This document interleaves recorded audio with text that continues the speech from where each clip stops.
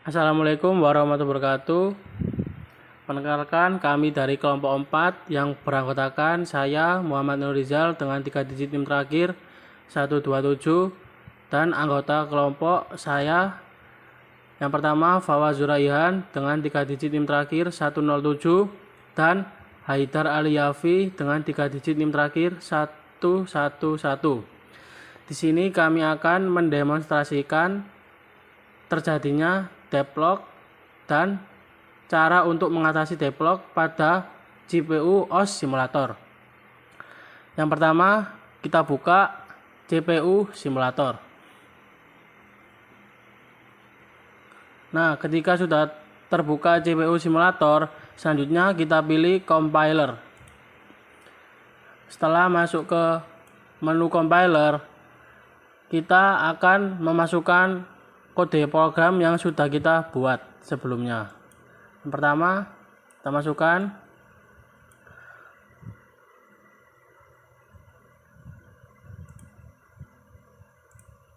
masukkan kode program 1, kita compile. Setelah kita compile, kita load in memory. Kita masuk lagi ke compiler untuk memasukkan kode yang kedua.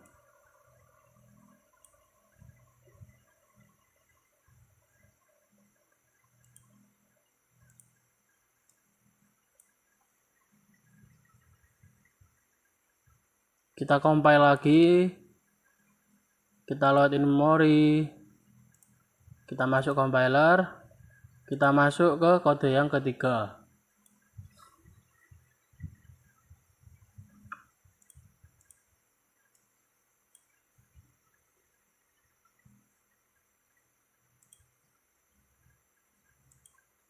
Yang terakhir, kita masuk ke kode yang keempat.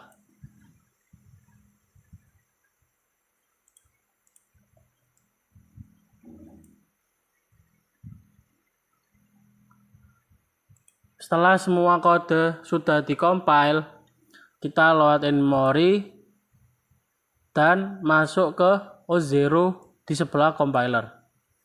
Selanjutnya kita masuk ke scheduler, polish, kita ubah menjadi round robin, kita ubah ticksnya menjadi 10 dan kita ubah CPU speed menjadi fast. Setelah itu kita masuk ke program list, program nama kita masukkan satu-satu ke dalam ready process, ready queue. Kita klik 1, create new process, develop test 2, create new process, develop test 3, create new process, develop test 4, klik new process. Ketika sudah masuk, kita start program. Kita views, kita pilih views resort dan kita akan mendapatkan peringatan warning process deadlock is detected. Deadlock terdeteksi oleh proses deadlock terdeteksi, dan proses selanjutnya akan dilanjutkan oleh teman saya. Oke, ini kan sudah terjadi deadlock. Nah, deadlock ini terjadi karena dari program-program itu atau proses itu terjadi menunggu dari resource dari program lain. Jadi untuk pertama itu kita bisa melakukan rilis pada salah satu program untuk kembali menjalankan program secara normal. Kita coba, kita pilih salah satu dari keempat program itu. Kita rilis. Maka selanjutnya prosesnya akan kembali normal.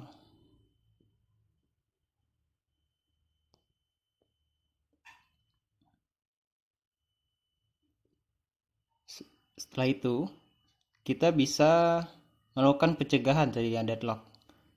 Kita lihat di menu prevent atau pencegahan. Itu ada 3 metode prevent.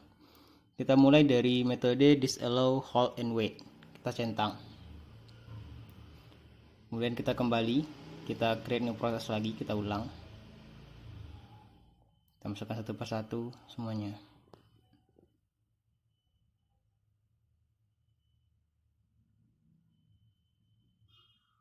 Kita start lagi, Kemudian di sini kita bisa lihat bahwa deadlocknya bisa diatasi karena di disallow hold and wait ini seperti namanya hold and wait, jadi dia akan menahan suatu sumber daya secara bersamaan menunggu sumber daya dari proses lainnya sehingga deadlock dapat teratasi.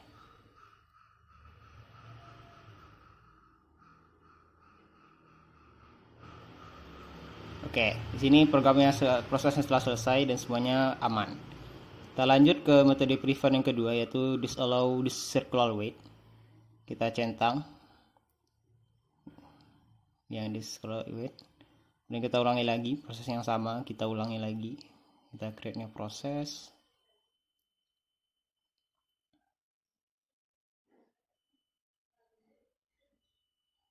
Kita start lagi. Kemudian kita review resource-nya.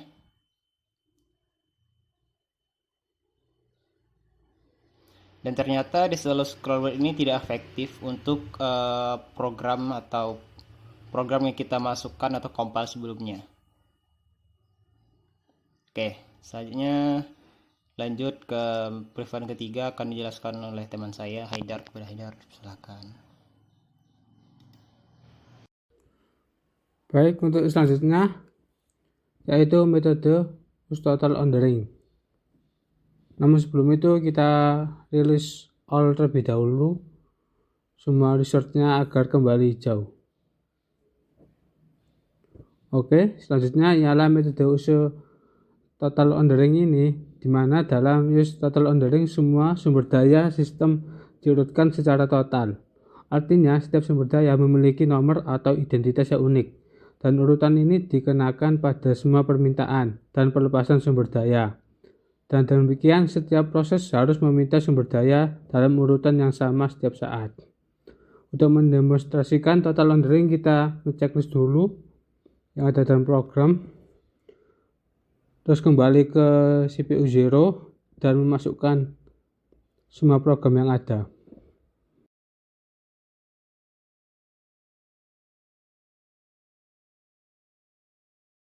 Setelah itu klik start.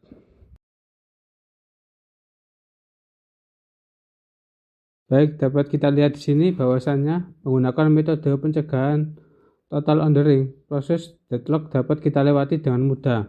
Lanjut ke metode penyembuhan atau recovery dari proses deadlock. Yang pertama ialah abort process.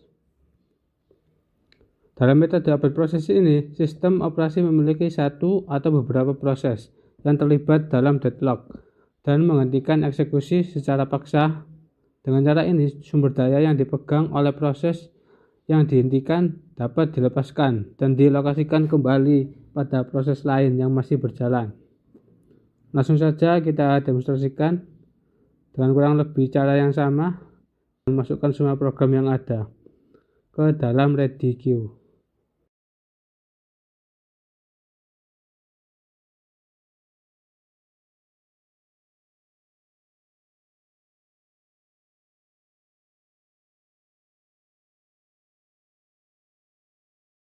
Nah, dapat dilihat bahwasannya barusan terjadi sebuah proses deadlock yang dapat kita saksikan dengan indikasi terdapat tulisan warning di atas, namun program tersebut terus berjalan karena proses tersebut berhasil dilewati dan berhasil di recovery menggunakan metode abort process.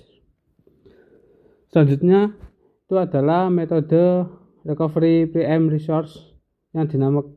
Dalam metode ini, sistem operasi mencoba untuk memutus deadlock dengan cara mengambil sumber daya secara paksa dari salah satu proses yang terlibat dan memberikannya kepada proses lain yang membutuhkan. Proses sumber daya diambil tersebut kemudian dialihkan sementara untuk memutus siklus deadlock. Langsung saja kita demonstrasikan seperti cara-cara sebelumnya. Kita close CPU 0, lalu klik new process semua program.